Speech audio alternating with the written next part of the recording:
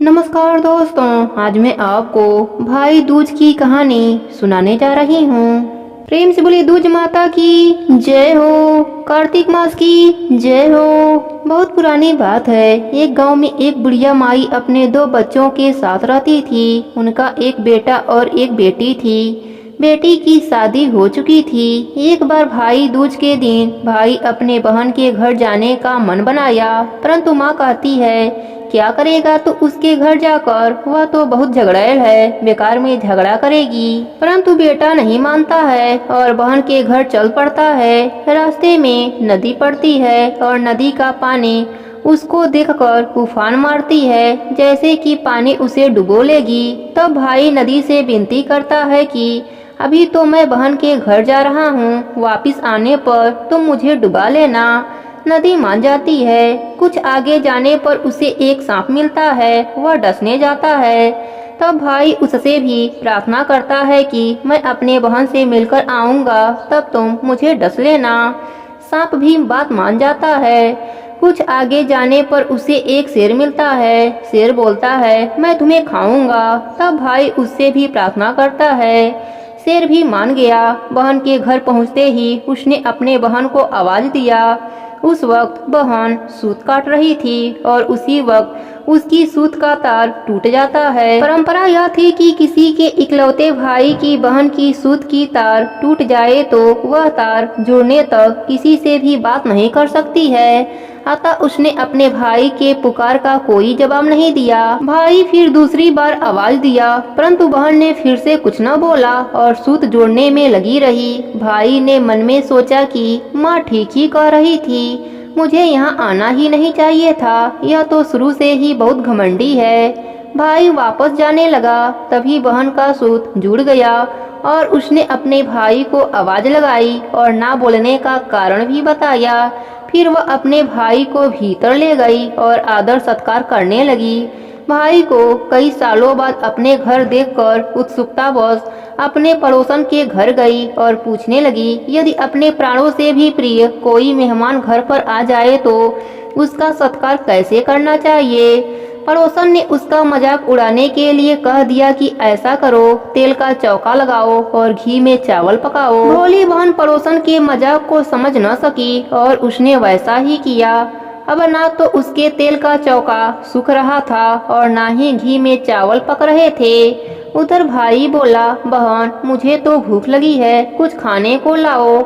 बहन ने भाई को बताया कि भाई ना तो मेरा चौका सूख रहा है और ना ही चावल पक रहे हैं। तब भाई ने पूछा कि कैसे तुमने चौका लगाया और कैसी चावल बना रही हो। तब बहन बोली मैंने पड़ोसन से पूछा कि यदि कोई प्राणों से भी प्रिय कोई अपने घर पर आ जाए तो क्या करें। तब उसने बताया कि तेल का चौका लगाओ और घी में चावल बनाओ। भाई बोला अरे मेरी भोली बहन, तुम्हारा तेल का चौका अभी नहीं सूखेगा और ना ही कभी घी में चावल पकेंगे। ऐसा करो पानी का चौका लगाओ और पानी में ही चावल पकाओ। फिर बहन ने ऐसा ही किया और खाना बनने पर सबने फिर खाना खाया। बहन ने भाई को बड़े प्यार से रखा। कुछ दिन रहने के बाद भाई बोला बहन बहुत दिन हो गए हैं, अब मुझे जाना चाहिए, माँ भी घर पर अकेली है। तब बहन बोली ठीक है भाई, सुबह चले जाना। प्रातः बहन उठी, चक्की पीसकर लड्डू बनाए और आधा लड्डू अपने बच्चों के लिए रख लिया और बाकी लड्डू रास्ते के लिए भाई को बांध दिया। प्रातः जब बच्चे उठे और वह लड्डू बच्चों को देने लगी तो उसने देखा कि लड्डू तो हरे रंग के हो गए हैं। तब वह जल्दी से चक्की में जाकर देखती है और वहाँ पर एक सांप चक्की में पिसा हुआ था। यह देखकर उसने तुरंत वह लड्डू फेंक दिए और भाई वह लड्डू खा ना ले इसलिए भागती हुई वह भाई के पीछे पीछे गई। रास्ते में उसने देखा भाई एक पेड़ के नीचे सो रहा था। उसने सोचा भाई कहीं वह लड्डू खा तो नहीं लिया। इसी डर से वह जोर जोर से भाई को बुलाने लगी। भाई उसकी आवाज सुनकर हड़बड़ा कर उठा। उसने पूछा तुम इस तरह से क्यों चिल्ला रही हो। तब बहन ने कहा लड्डू कहाँ हैं जो मैंने तुम्हें दिए थे। वह झुझलाकर बोला वह पेड़ पर टंगे हैं, जा ले ले। लड्डू को बहन ने झट से पेड़ से उतारकर एक गड्ढा खोदकर उसमें दबा दिया।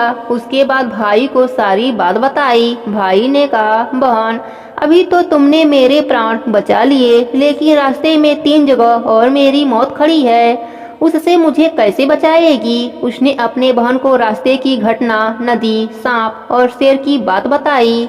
तब बहन बोली, ठीक है, मैं तुम्हारे साथ घर तक चलती हूँ। तुम यहीं बैठ, मैं अपने घर होकर आती हूँ। वह घर गई। घर से अपने साथ कुछ मांस के टुकड़े, दूध और घाघरा चोली ले लिया और भाई के पास आ गई। मुझे प्यास लगी है, मैं अभी पानी पीकर आती हूँ। और वह घाट पर पानी पीने चली गई। वहाँ उसने एक बुढ़िया को बैठे हुए देखा तो वह बोली, माई, तुम जंगल में यहाँ अकेली क्या कर रही हो?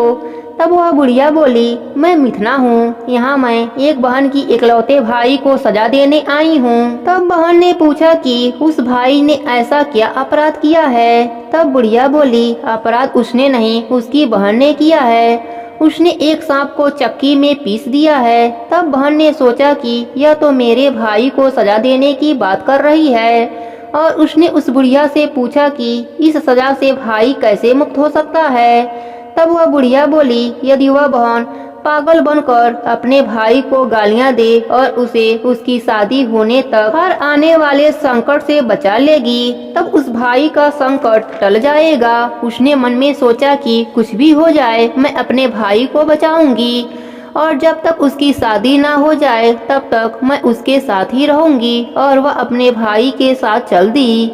रास्ते में शेर आया। तब बहन ने झोली में से मांस निकालकर उसके आगे रख दिया। वह उन्हें खाने लगा और वह अपने भाई को लेकर वहां से आगे निकल गई। आगे गई तो सांप मिला। उसने सांप के आगे दूध का कटोरा रख दिया। सांप दूध पीने लगा। कुछ आगे जाने पर नदी सामने आ गई तो बहन ने नदी की पूजा करके प्रणाम किया और नदी को घाघरा चोली भेंट दिया। नदी प्रसन्न होकर वापस चली गई। इस तरह दोनों भाई बहन घर पर पहुँचे। घर पहुँचते ही वह पागलों की तरह भाई को गालियाँ देने लगी। तब माँ ने कहा कि मैंने तो पहले ही कहा था कि यह तो झगड़ैल है। तब भाई ने कहा, नहीं माँ, रास्ते में तो यह बिल्कुल ठीक थी, अब पता नहीं इसको क्या हो गया है। तभी भाई के लिए एक रिश्ता आता है। तब लोग कहते हैं, यह बहन पागल तो है किंतु भाग्यवान भी है। इसके आते ही भाई का रिश्ता आ गया। भाई के ससुराल वाले भाई को शगुन का टीका लगाने लगे तो वह बोली कि यह तो पागल है, इसको क्यों टीका लगा रहे हो, पहले मुझे तिलक करो। तब लोगों ने कहा, ठीक है, आप भी भाई के साथ आकर बैठ जाओ। बहन भाई के साथ बैठ गई। जब भाई को टीका लगाने लगे तो वहाँ पर आग लग गई। बहन को तो सब मालूम था, इसलिए वह पहले से ही तैयार थी। वह फुर्ती से आग को बुझा दिया। भाई का एक संकट फिर से टल गया। फिर शादी के कार्यक्रम शुरू होते ही हर कार्य में भाई के साथ रहती और जैसे ही कोई अशुभ घटना दिखता वह उसे ठीक कर देती। जब बारात के लिए दूल्हे का निकासी कराते हैं तो वह बोली, अरे इस पागल का निकासी क्यों कराते हो, पहले मेरी निकासी करवाओ। फिर निकासी के लिए दूल्हा आगे के दरवाजे से जाने लगता है तो वह फिर से रोक देती है, आगे के दरवाजे से क्यों ले जाते हो, आगे के दरवाजे से तो मैं जाऊंगी, इसको पीछे के दरवाजे से लेकर जाओ। जैसे ही भाई पीछे के दरवाजे से बाहर जाता है तब तक आगे का दरवाजा गिर जाता है। ऐसे ही उसने हर बार भाई पर आया हुआ संकट टाल देती है, पर वह फिर से भाई को गाली देती है, अरे इसके फेरे क्यों करवा रहे हो। वह हर समय भाई को गाली देती है, अरे इसके फेरे क्यों करवाते हो, फेरे पर तो मैं बैठूंगी। ऐसे ही दुल्हा दुल्हन की पहली रात हुई तो फिर बोली, इसके साथ मैं भी अंदर जाऊंगी। तब लोगों ने कहा, इसे भी पर्दे के अंदर रहने दो। तभी रात्रि में वहाँ एक सांप आया। बहन तो पहले से ही तैयार बैठी थी। उसने तलवार से सांप को काट दिया और उसके ऊपर टोकरा रख दिया। सुबह उसकी माँ सब लोगों को विदा करने लगी तो वह बोली, इन सबसे पहले मुझे विदा करो। और उसने भाई पर आए हुए सारे संकट की बात बताई और कहा कि मुझे इसके विवाह तक यह स्वांग करना था, अब इसके सारे संकट टल गए हैं। तब सभी प्रसन्न हो गए और माँ ने उसे गले से लगा लिया और खूब सारे धन देकर विदा किया। प्रेम से बोली दूज माता की जय हो, कार्तिक मास की जय हो।